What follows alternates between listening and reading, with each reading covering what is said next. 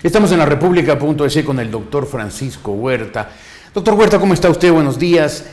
Usted, que es un conocedor de todo el proceso político latinoamericano y muy singularmente andino, ¿cree usted que el evidente deterioro físico del coronel Chávez, los excesos que está cometiendo aquí el economista Correa y la evidente convulsión política de Bolivia podrán atentar a corto plazo contra la vitalidad del socialismo del siglo XXI que nos han impuesto algunos países? Doctor Huerta, buenos días.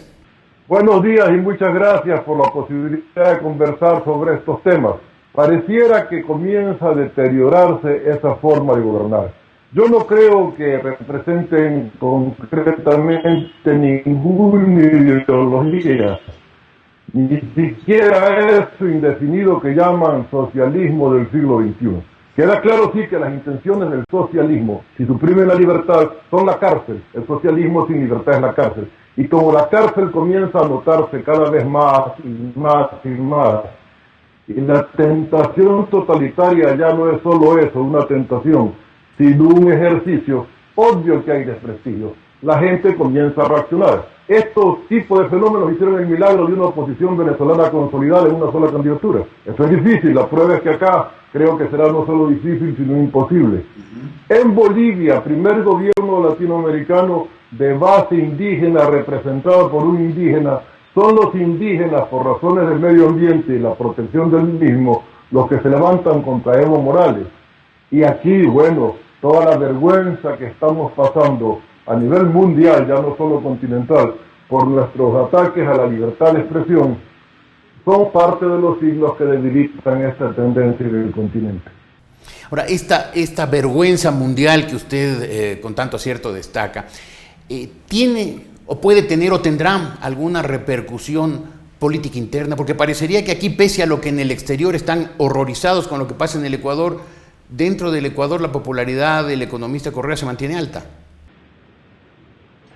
Es parte de las razones de la vergüenza, que a pesar de las cosas que hacemos, hemos perdido capacidad de reacción a nombre de un pragmatismo que mientras tiene cómo seguir cobrando, me refiero a ciertos sectores empresariales muy concretamente y con mucho malestar, no pasa nada y la libertad no les importa, sin darse cuenta que en un régimen que suspende unas libertades, cualquier rato pueden suspenderse las otras, y entonces les va a tocar, en la más pura expresión de lo que Bertolt Brecht ansiaba, el arrepentirse.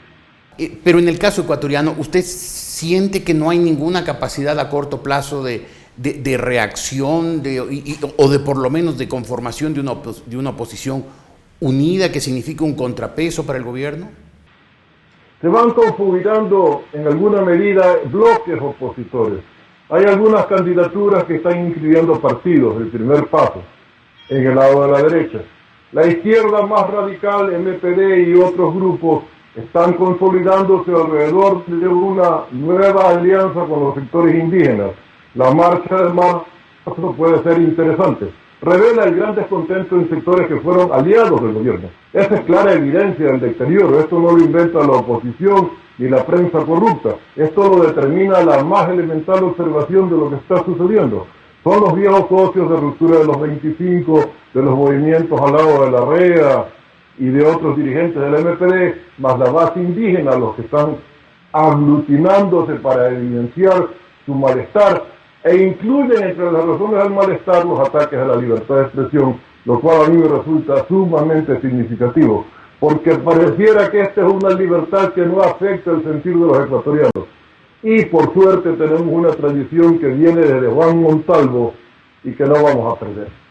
¿No vamos a perder? ¿No está la libertad de expresión amenazada de muerte y a corto plazo en el Ecuador? Amenazada ha estado casi siempre, pero tendremos el vigor para seguirla defendiendo usted, yo y bastantes otros para que no ocurra que pueda fallecer. Definitivamente.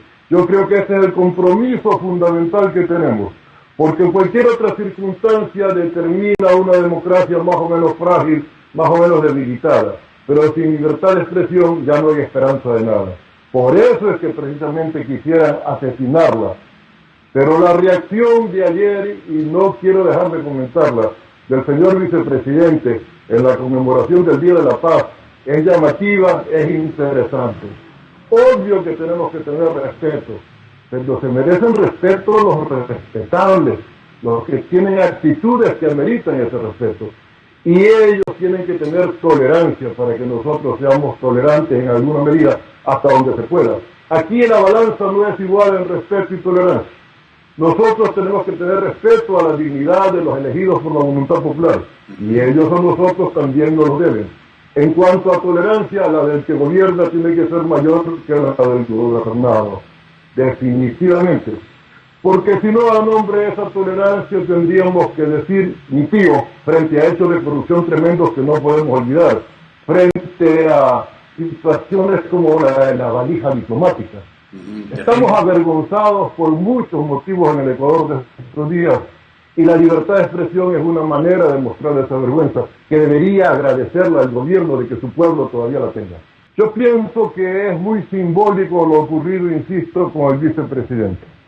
Él llevaba un texto escrito para decirlo el Día de la Paz, en la campana que tenemos en la Carolina, y decidió no seguir ese texto escrito, y exigió respeto desde el primer ciudadano hasta el último y más humilde de los ecuatorianos para la libertad de expresión, en base a respeto y tolerancia, que son dos condiciones claves. Yo creo que cuando la siembra viene de tan alto, va a tener una respuesta popular, va a hacer reflexionar a partir de un hombre que más bien ha estado caracterizado por tener buen humor y tal vez excesiva tolerancia por los desaciertos de su propio gobierno. Pero creo que ya llegó al límite de su posibilidad de tolerar y tuvo que decir. Eso está revelando la tristeza e indignación que compartimos por los atropellos cotidianos a temas fundamentales de la vida nacional. Ahora, doctor Huerta, y volviendo un poco al comienzo para terminar, el eventual debilitamiento y tal vez hundimiento del proceso chavista en Venezuela, ¿repercutirá en los otros países que están en esa línea o cada una de estas corrientes ya se mueven independientemente alejadas, son ramas que se alejaron del tronco? Yo creo que en cuanto a lo llamado revolución socialista siglo XXI, hay un tronco común, hay una matriz ideológica y procedimental común, que la consulta popular, que los plebiscitos, que las reformas constitucionales, etcétera, etcétera, etcétera. Pero yo no quisiera caer tampoco en la matriz común de alguna oposición que ahora como que está feliz de que Chávez pueda tener un cáncer incurable. Yo creo que estas son las faltas de respeto que se reclaman a veces. Yo creo que no debería alegrarnos que Chávez tenga cáncer. Ojalá se cure y ojalá Capriles le pueda ganar. Y entre paréntesis, yo creo que Chávez es un contendor difícil, porque al pueblo venezolano le ha dado lo que periodos de democracia, comillas democracia, con alto ingreso petrolero no le dieron antes. Por supuesto que ahora se nos va con demagogia y se está ofendiendo al pueblo venezolano, que en su himno quiere ser libre siempre. Gloria al bravo pueblo. Pero no ha recibido nada antes de ese petróleo y por eso apoya a Chávez. Pero ese pueblo es el pueblo del Libertador y por eso se está alejando de Chávez. Mientras más totalitario se ponga y más se desespere, aquí se aludo a su enfermedad, peor le va a ir. Pienso que la gente está buscando por el centro, en estas épocas de angustias económicas mundiales, en esta época de contaminación ambiental y de delito del crimen organizado flagrante y creciente, se busca por los caminos del centro la posibilidad de estar juntos. Creo que eso puede ser un factor en contra de Chávez, pero es un hueso duro de roer. En todo caso, si por alguna circunstancia que no deseo que puede darse, por ejemplo por su cáncer Chávez fallezca, el proceso se derrumba, porque mucho lo sostiene Venezuela. No son originales en nada los planteamientos de los seguidores de Chávez en los otros países. Claro. Mismo Cuba tendría grandes dificultades, sí, porque probablemente se quedaría sin subsidio petrolero. Claro, creo que lo que debemos desear los demócratas, quienes amamos la libertad, es que el presidente Chávez viva, supere su cáncer, pero sea derrotado en las elecciones y Venezuela pueda avanzar, no digo retroceder al pasado, avanzar hacia un futuro de verdadera democracia plena. Definitivamente. Y si es que eso ocurriera, doctor Huerta, y quisiera una respuesta en 2 palabras, si es que eso ocurriera, aparte de Cuba, que probablemente se desmoronaría al faltarle el sostén económico, ¿repercutiría también o podría repercutir eso en el Ecuador? Por supuesto que sí, porque hasta los eslogans vienen de Venezuela. La espada no camina sin orientación venezolana. Muy bien, doctor Huerta, creo que lo dijo con toda claridad. A buen entendedor, muy pocas palabras. Doctor Huerta, muchas gracias, mucho gusto de haberlo visto, que le vaya muy bien. El doctor Francisco Huerta. Felicidades, gran gusto. Gracias, doctor, un experto en temas latinoamericanos y un analista profundo de la vida política nacional.